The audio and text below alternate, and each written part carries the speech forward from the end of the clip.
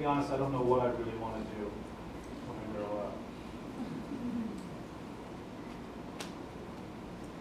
I envy those people that, they see something and they go, I want to do that, and they work toward it and they attain those goals. But they move away to go be something. I think, couldn't I do that? This was here, and I needed to work, and I'm not saying it was easy. There's a lot of struggle in it, but I just didn't know what else to go and do. I wasn't really educated or trained in anything else. So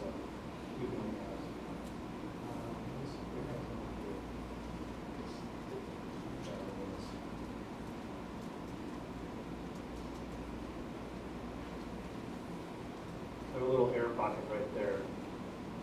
So it's a little bit lighter, but you kind of roll it out. Sometimes you can roll it out, sometimes you have to like put it in a pin and pop it. I had this job one time where I had to age these guys. And these really subtle little eye bag pieces that come around and the crow's feet over here. And so I made up the lead actor the first day of shooting. We had done a couple of makeup tests, everybody was happy. Made him up first day of shooting. We're shooting in Michigan in August. And I don't know how humid it gets down here, but Michigan it gets pretty much 100% humidity. And so I went back to the trailer I was going to make up somebody else, and then I get this call saying, Barney, come to set. And I had a couple of makeup artists on set, and I'm thinking, why can't they just handle this? And I get there, and they said, oh, there's some problem with Brian's face pieces. I get my bag over there, and trying to be cheerful, and inside I'm like, I can't believe it. Most like makeup artists are kind of crotchety, angry people. So I walk over there and I say, what's going on? Brian turns around to me and he looks like he has a disease. His whole face around here is just blistery little bubbles because he's sweating so profusely. And inside I thought, oh, I'm fired. I can't fix this. And on the outside I thought, well, if it's a bubble, I know what to do. So I took a pin and I took a brush and I started popping them and rolling it out. And his sweat is like literally spurting into my face as I'm doing this. And, I just took my time with it and it worked. And we got it down to a reasonable look. And then, after that, we sort of came up with a way to prevent that from happening. But I guess, my whole point of that was, we'll just pop bubbles, like getting rid of bubbles. But also the idea is, you got to just have one face on the outside, no matter what's going on the inside. I think just a general rule for me, for any kind of job, is to say, yes, I can do it, no matter what I'm thinking. And then do it, kind of fake it with confidence. No matter what's going on the inside, if I'm panicking, as long as they don't know it, and I keep working at it, we'll be okay.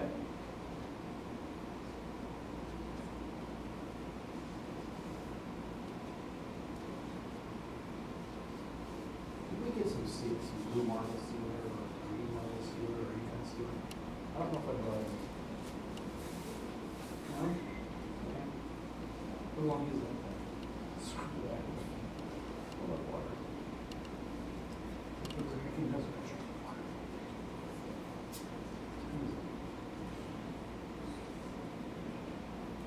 Oh, I gotta go. Yes, sir. What's the weirdest material you ever have to use in the makeup appliance? Weirdest? Something that's not even meant to be used for makeup. Like you have to think of. My brother and I were in China and working in these very small town up in the mountains where they had never even seen white people. And they were like fascinated. Everywhere we went in this little town, we had this crowd of like 20 people following us around and looking at us. And the fact that we had hair on our arms, it's like I felt like a monkey. And but my brother especially, 'cause he has red hair and light blue eyes, and that's their sign of the devil. So we're we're doing these surgeries and battle wound makeups and stuff. And we had to do a surgery scene. They wanted to actually pull out some small intestine out of somebody's stomach. And we thought, we don't really have anything to make small intestine. There's a pig. We actually had a pig butchered. And we took what we needed, and then the rest was given, well, which was almost pretty much all of it, except for some intestine, was given to the town for a party that night. So they bought, the production bought the pig and had it fabricated for the dinner that night in town. So that was unusual. We actually had to really go through with rubber gloves, pulling out pig intestines and snipping it. And then later on in that show, it had Donald Sutherland in it, and his arm gets infected and gangrene, and we had this prosthetic to make his arm look swollen, but we didn't have any hair. My brother's arm hair was about the same as Donald's, so my brother took a hairspray. He soaked his arm in hairspray and then took a straight razor and just shaved his own arm hair off, and then laid it on Donald's. Okay, so let's paint. Fun part. Everything else is just assembly. Also, different. Everybody has different philosophies of how about painting. I have come to a point where I like to go in and do some accents of lights and darks and vein work and stuff, and then do some airbrush over the top of it. But even that's not a hard, fast rule. I will just generally make that as I go. Unless I've already done a makeup and I know it has to match, I'll just say, let's try this.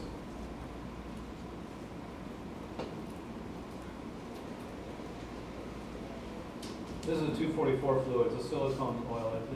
It's in a lot of makeup. It thins out makeup. And the great thing is oily for about a minute, and then it just dries up. And it's really good for using with certain kinds of rubber mask grease, paints. With silicone, you can use just about any kind of makeup on it as long as it's sticking and working.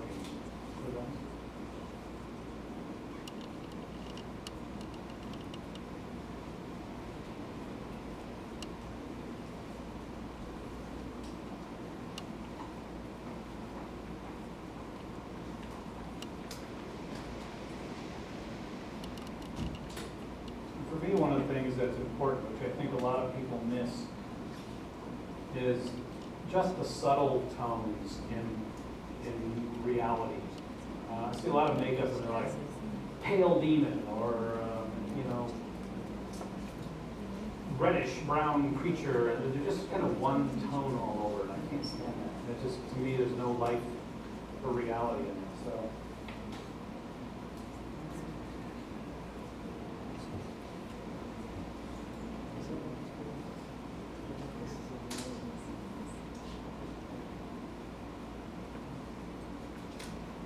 Do you think it's actually possible when you're trying to make a really big prosthetic and you need the person to still keep some facial expressions? Yeah. Do you think it's possible to put makeup over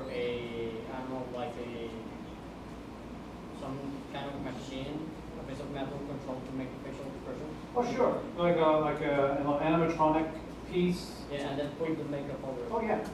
Yeah, that's not only possible. I've seen it done. There's a company called ADI, Amalgamated Dynamics Inc. One of the worst names for a company I've ever heard, because nobody can say it. Nobody knows what it means. But ADI is easy, and they do really beautiful work. They did for the first Spider-Man, they did a Green Goblin makeup that had animatronics in the eyes and the brow. And it was gorgeous. So much better than what Sam Raimi chose, to have that green face. I thought it was such a huge, huge mistake. That green, having Spider-Man and Green Goblin stand there, it was like a Power Rangers movie. I couldn't believe it. Just like, I think you are heroes. They want to see heroes fall. And he's laying there going, here, I'm going to get you. Just horrible.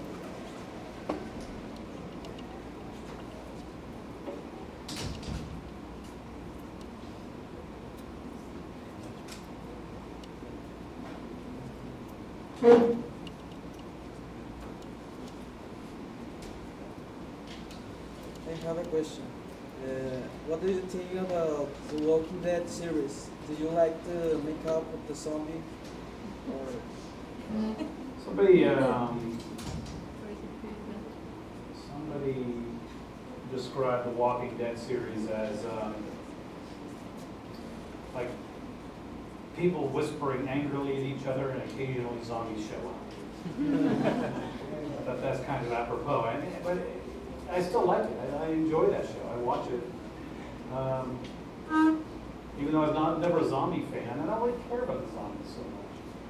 They're just kind of a device. But I think it's a really well-made show. Good characters, good drama. It's a little bit annoying the way everybody has to always talk like this at each other. I think, well, why can't you just talk? Think of the zombie movie, the zombies are going to hear you from miles away. You're gonna go defend it.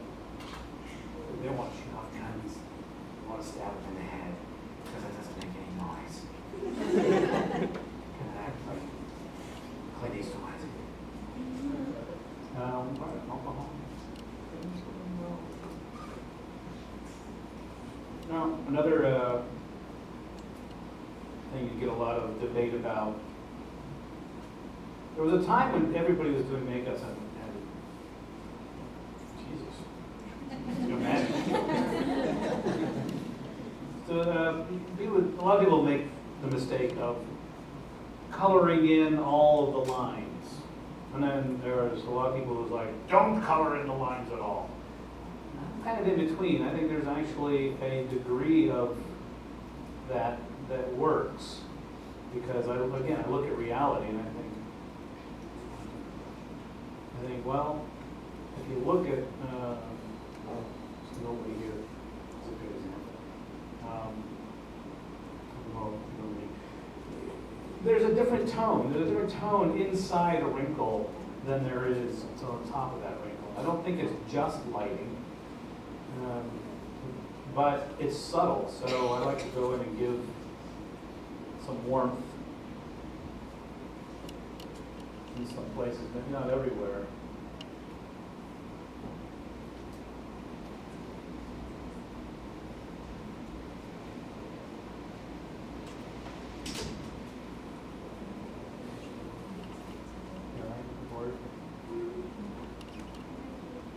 Sleepy.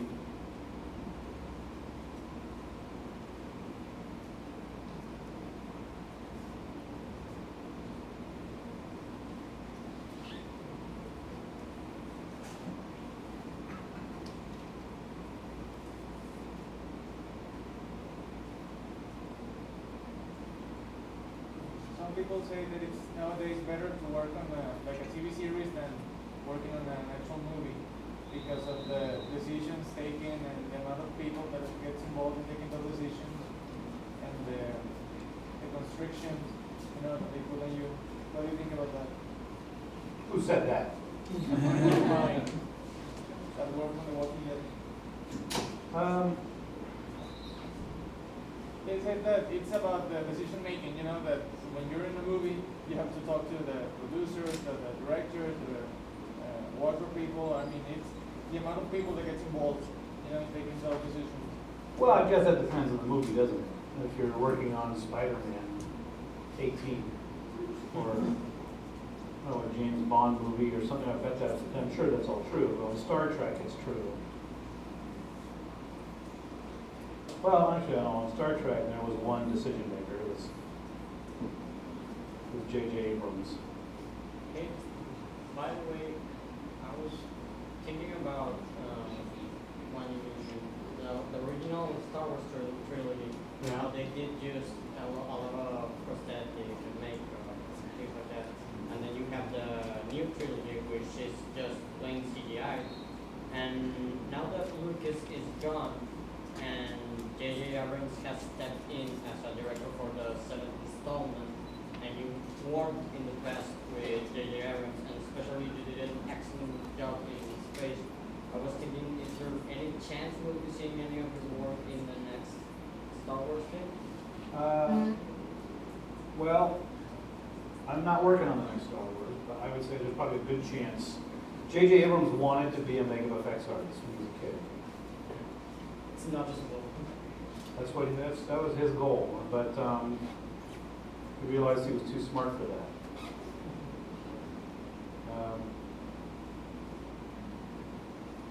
He is. He's too big and ambitious and kind of brilliant as a writer and a storyteller too. I think have been sort of stuck in just one aspect of it. In this case, makeup. But because he loves makeup, but still. And I tell you, I've never had a harder guy to please than J.J. Abrams. I mean, he'd do a makeup and he'd come in like this.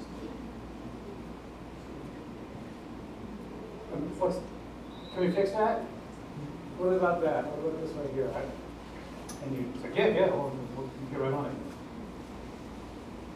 But he's nice about it, but he has an eye for it. So I'm hoping that he has a lot of stuff made practically, and he also knows how to use CG to his advantage as a tool.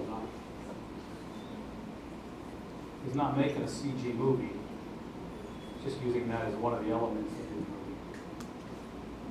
I would really like to see your work on those ones. I think it will be really interesting. Well, that's sweet. Thank you. I don't know. I don't know if I want to get involved in that. I don't know if they would even ask me. They haven't yet, so maybe they won't. But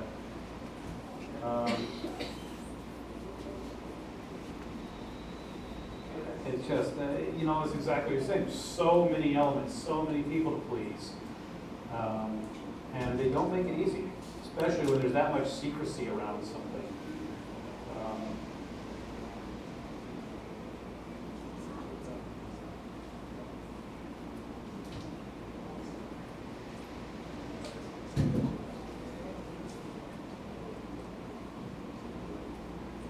It's not as fun of an experience as you might think, because it's just, there's so much pressure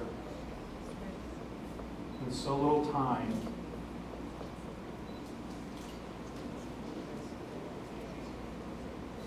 I have a question about pressure. What do you think about this show, Face Off?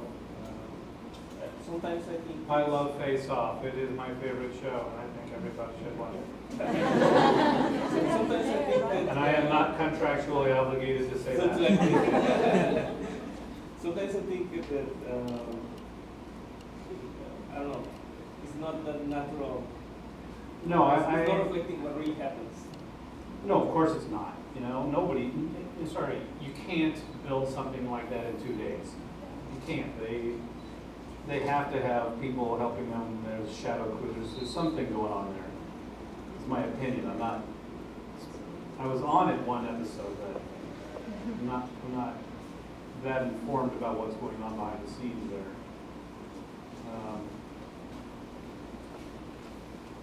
But I do like the show. I watch it. I think it has potential to be much better. It's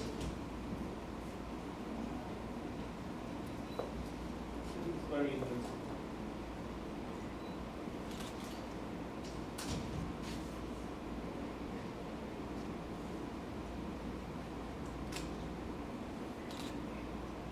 And it's not a bad starting ground for somebody to get involved in this stuff. I've hired a couple of people who have been on that show. What else do I need to go just sort of finding, this is where again, I don't have a set design, so I'm not sure what I'm looking for. I'm just sort of working it out as I go.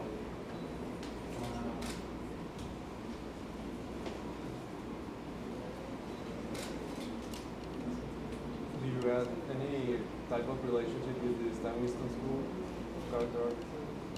I did a design, a lesson for them on aging. Yeah, I saw that. And Matt is, an old friend of mine from years back. We were, kids together. My dad and his dad used to be partners for a couple of years. Business partners. They weren't like living together. It's okay if they were.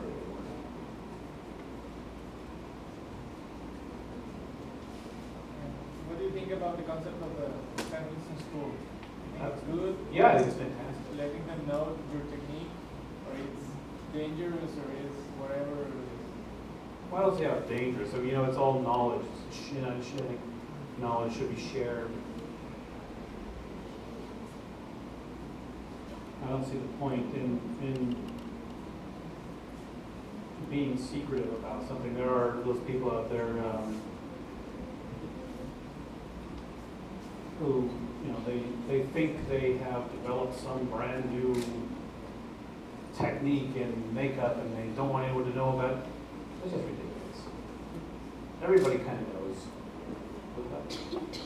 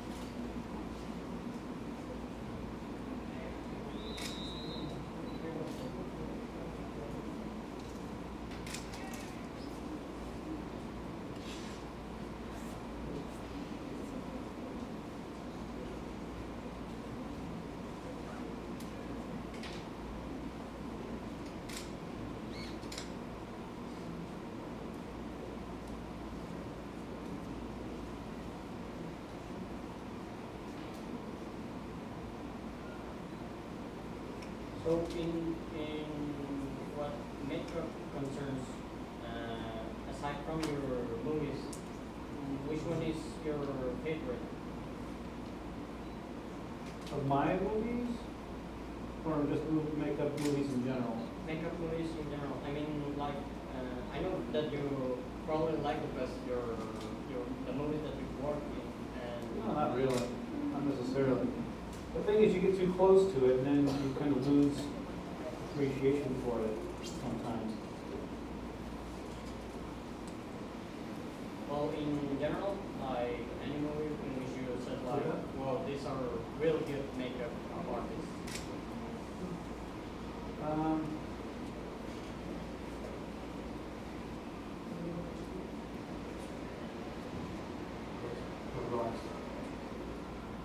Oh, there's a lot. I mean, it depends on the category. Look at like Dick Smith's work in The Exorcist is still just holds up beautifully.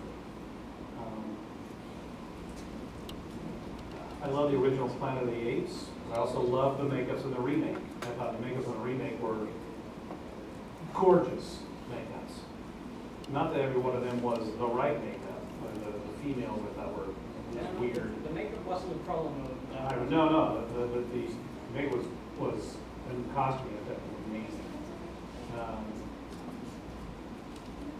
The same year the original Planet of the Apes came out was the same year that 2001: Space Odyssey came out. The original Planet of the Apes got a Best Makeup Oscar, special honorary Best Makeup Oscar in a category then. Nobody even thought that the apes in 2001 were makeup. They just assumed they had apes. There wasn't a beginning like. Yeah, yeah. So it's all just kind of weird that they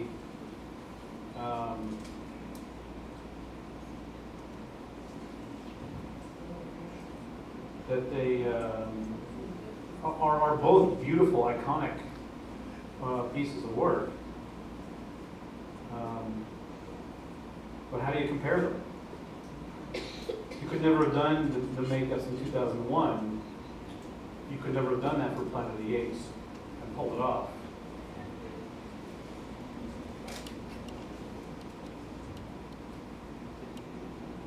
On the other hand, if you had the Planet of the Apes makeups in 2001, that would look silly.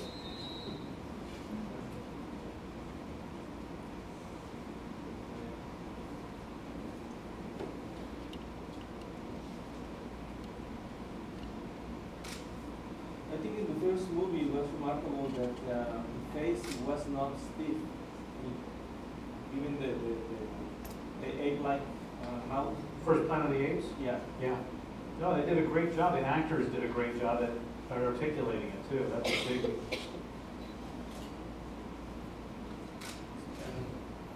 Great achievement. How do you model that thing? How did I? Yeah, somebody else. I did it. Just sculpted it. With all the wrinkles, everything else is just something. Make a little worm of clay and stick it on there and blend it in. And then paint it. Yeah.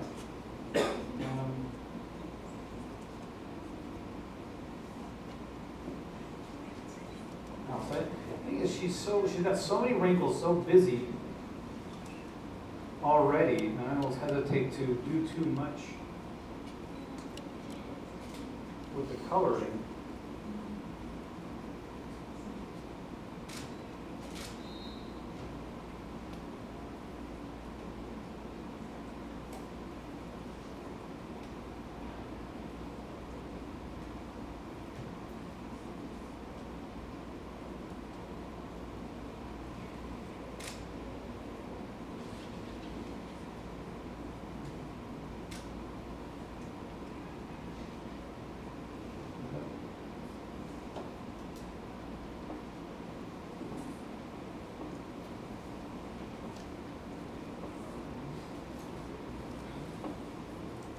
Oiga, ¿cómo sientes el maquillaje? ¿Maquillaje? Que estira un poco la piel. ¿Tienes calor o no? No, no, es que es joven. ¿Pesado?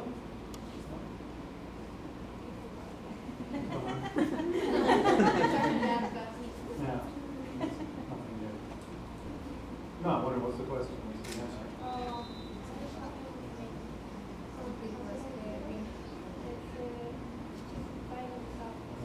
Yeah. Yeah, that's another thing is that, silicone moves well with the skin to the point where you'll probably kind of forget that it's there after a while. Really weird. Just gets really weird when you touch yourself. It's a family show, okay?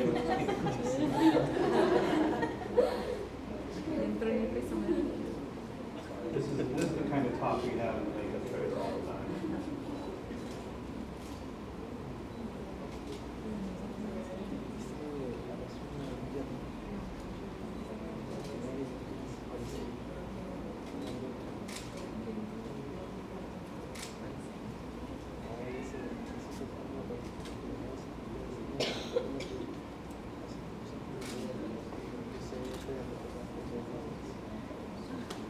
What surprises me is that she can express herself with her face and she can smile and Yeah. make a lot of things with her face.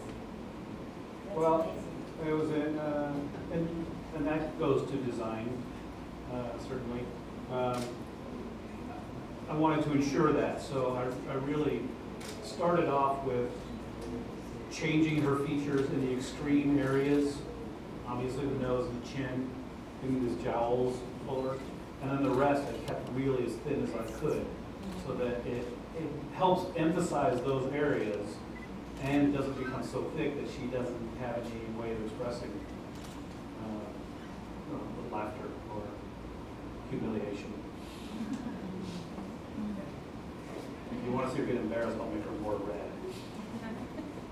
For example, for the kind of makeup of the Jack Nicholson's Joker, Yeah, that he's supposed to be always smiling, the first one, yeah. you know, how do you treat the makeup like that? That it's on one single pose all the time, and it's smiling all the way up. Well, I actually, I'm not that it's even that relevant to your question, but I helped do the life cast on Jack Nicholson for that. And that to me is a good example of what you can get away with on film.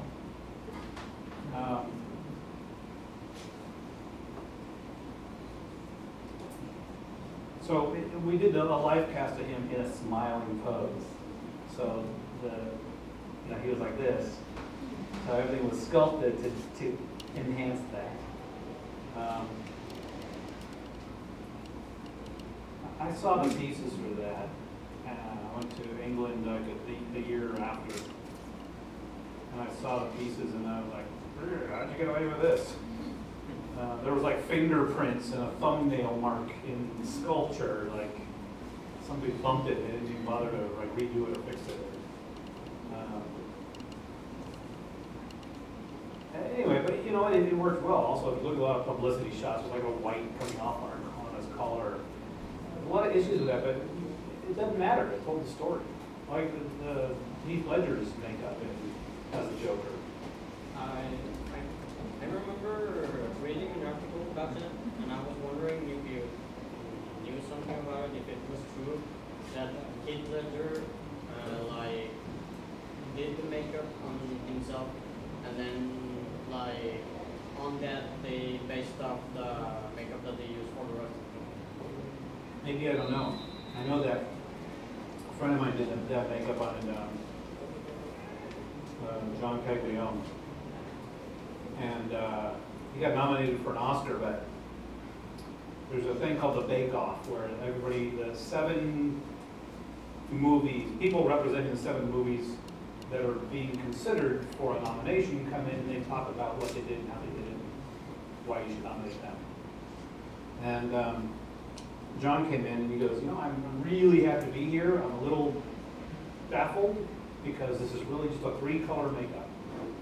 And he was very humble about it, which was great, because what he didn't quite get was, even though it was a 3-color makeup, it was iconic. And it told the story of what this guy went through during the film. So it's not a question always of complexity.